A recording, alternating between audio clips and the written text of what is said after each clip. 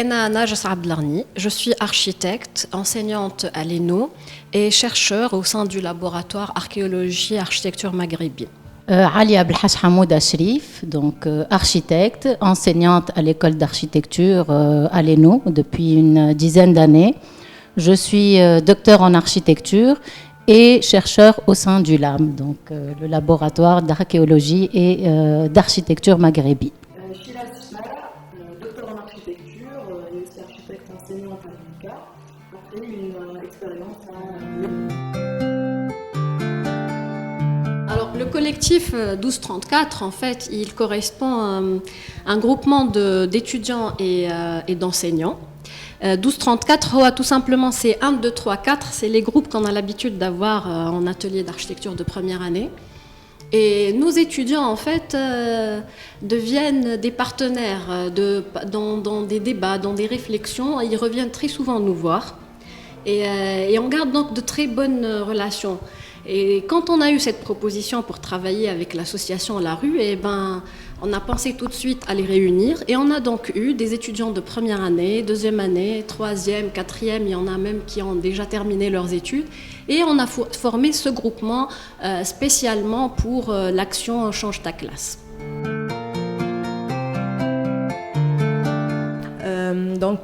La Rue est une association tunisienne à but non lucratif. Elle monte des projets artistiques qui visent à démocratiser l'art contemporain au grand public. Ces principes portent sur ou sont basés sur l'art, l'éducation, le patrimoine, la citoyenneté. Alors, Change ta classe est une action qui s'inscrit dans le programme Art et Éducation développé par La Rue. Elle s'intéresse particulièrement à l'enfant. En fait, c'est un projet qui est initié par la Cité de l'Architecture et du Patrimoine de Paris. Elle a été confiée à La Rue en 2012 pour être développée et surtout en adéquation avec le contexte tunisien et l'époque actuelle. Donc il s'agissait essentiellement d'aménager un espace multifonctionnel avec des activités périscolaires, donc du théâtre, de la musique, du bricolage, du jardinage, etc., dans un espace qui était dans la cour d'une école primaire, donc dans la rue Le Mar, dans la Médina de Tunis.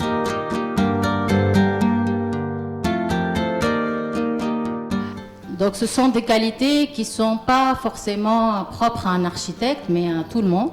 Donc d'abord, il faut un minimum de générosité, puisqu'on donne de notre temps, on le fait de manière bénévole. Et puis, il faut aussi de la rigueur et de la persévérance. Parce que finalement, ce n'est pas toujours facile. Parfois, il y a des doutes. Et puis, c'est pour ça que c'est très important d'être au sein d'une équipe, d'être avec des gens sur qui on peut compter, avec des gens avec qui on est complémentaires. Je pense qu'une association cherche à améliorer la qualité de vie. Et donc, tous ceux qui vont adhérer à cette association-là ont ce même objectif. Seulement, chacun va avoir ses propres outils pour le faire. Et donc, un architecte, je pense qu'il est vraiment à sa place dans une association parce que c'est lui qui va mettre en forme ce nouveau cadre de vie. C'est lui qui va donner corps à cette nouvelle vision des choses, nouvelle vision du monde. C'est-à-dire que si on veut que nos enfants soient épanouis, qu'il y ait du bien-être, qu'on leur donne des espaces de culture accessibles dans des lieux marginalisés ou qui souffrent de précarité, c'est l'architecte qui va pouvoir finalement façonner ces nouveaux lieux de vie. Je dirais que c'est du 100% bénéf, donc de travailler dans l'associatif.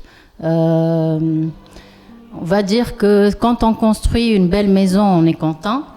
Mais quand on mène à bout un projet associatif, il y a une autre satisfaction en fait. Parce qu'on a pratiquement l'impression de changer le monde. On a l'impression de faire évoluer la société. Et ça vaut toutes les leçons du monde. Donc nos étudiants, ils ont vu l'impact que le projet a eu sur le vécu et sur le quotidien des enfants, parce qu'on est retourné dans cet espace-là plus tard. Et ils ont vu que finalement, le rapport de ces enfants et de ces élèves avec leur école avant Change ta classe et après Change ta classe, c'était un rapport qui était complètement différent. Les projets menés ou proposés par les associations émanent de besoins réels de la société, que ce soit des enfants ou même le grand public. Et donc l'architecte, c'est l'architecte citoyen quelque part. Et donc il est là pour répondre à des besoins très concrets, je dirais. On est là pour œuvrer pour une bonne cause, une cause qui est très réelle. Alors, je dirais un seul mot.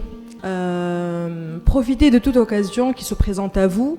Je vais peut-être rajouter un petit avantage qui est très pragmatique, parce que finalement, le travail associatif, c'est quelque chose qui va ouvrir des portes pour les étudiants en architecture et pour les futurs architectes, parce que le travail associatif est très valorisé, surtout à l'étranger. Donc, avoir dans son CV une expérience dans un projet associatif, c'est une grande plus-value dans un CV pour justement s'ouvrir sur le marché de l'employabilité.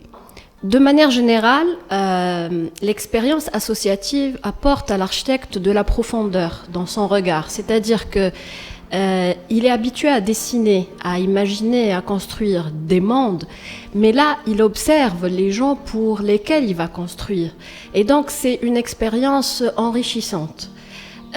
Plus encore, je dirais que dans cette Tunisie nouvelle que nous connaissons, même si elle passe parfois par des périodes de turbulence, finalement, c'est une Tunisie où il y a une liberté d'expression, une liberté d'action qui fait que si tu as envie de changer les choses, il suffit d'agir.